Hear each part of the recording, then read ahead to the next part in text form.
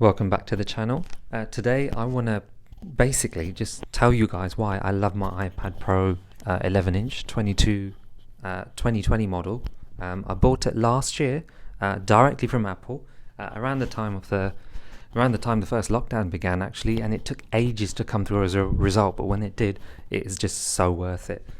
So yeah, let me go through the reasons why I think it's brilliant.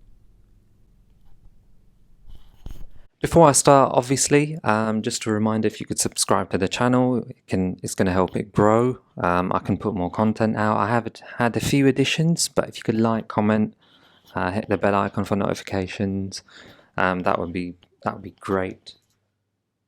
And without further ado, let's start on this. Let's start with the form factor of it. It's just brilliant, really. Just look at it. So portable. Obviously I've got a case on it. This is probably one of the best cases I've seen. It's about £15. It was from Amazon, and it's because I can stand it up and just do it like that. Not the best way of showing you, really, because of the camera angle. And when you shut it, it's got decent enough protection on it. And it seems to keep the shape as well, which is really good. But without the case, this thing is ridiculously portable, but I'm too scared to carry it around. I've seen a few people who aren't afraid to carry it around. I also suspect they might not be as afraid to drop it, because if I drop this, that's it. I can't afford a new one. But yeah, in terms of the form factor, it's absolutely brilliant, and it's a delight to hold.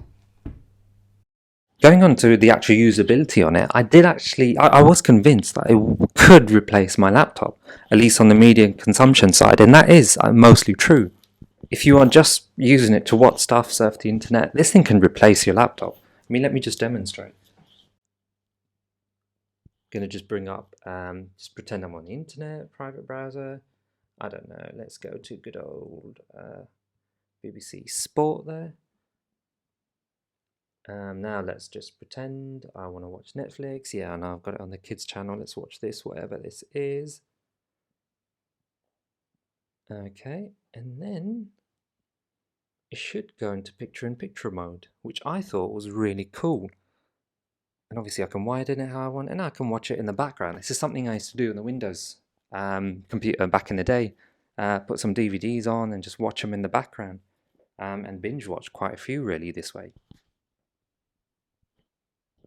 As you can see, it still works really fast. I can open up another tab and just head to it. Obviously, if you decide to play YouTube, this is where the limitations come in.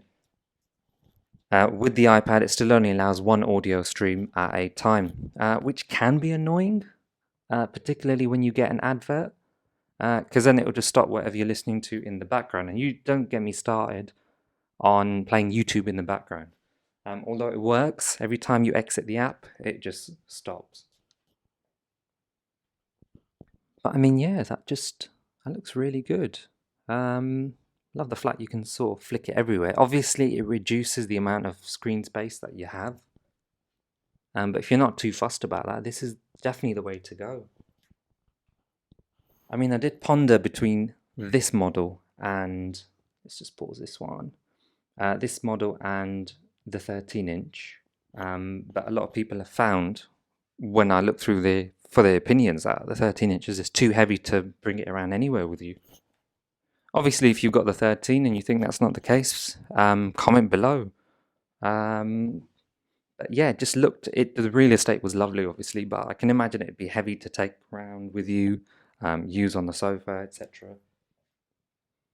But yeah, for media consumption, it's just fantastic. And then obviously, the multitasking aspect. I can either do a split screen, which I tend not to like. It kind of messes up the fonts, and there's still some websites that aren't exactly optimized. Obviously these ones are. Get rid of that, and then obviously I can open up a small window, which is quite good really. And if I don't want it, I'll just get rid of it. And the multitasking is really just super smooth on it. I did post a video about this laptop, about this iPad, trying to replace my laptop. It can't fully replace a laptop. It can do the same things. I've got Microsoft Office on it, obviously, but it's not going to be the same sort of thing, really. You just can't do what you can do on a laptop, but it does a really good job of being a substitute. So if you needed to bring this around everywhere, just have a look at files, reply back to emails, listen to a bit of music, this is the thing for you. I mean, surprisingly enough, using the camera on this, the quality is really good. I'm not going to show it now because you won't be able to see it properly. But the back camera goes up to 4K and the front one's up to 1080p, which is better than most laptops. And funny enough, even better than my MacBook Air M1, which is 720p despite the software enhancing it a bit.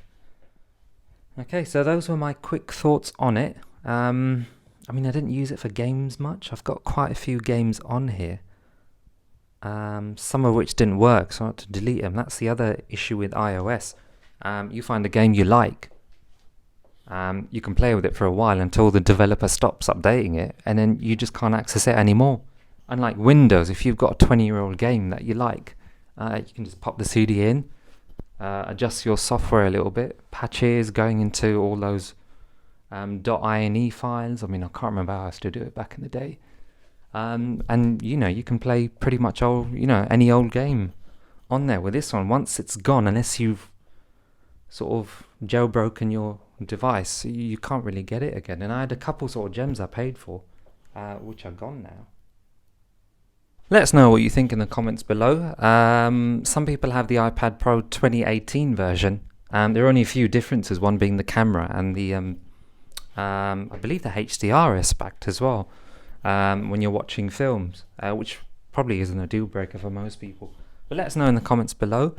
Make sure you subscribe to the channel, like and comment on the videos, and yeah, until next time.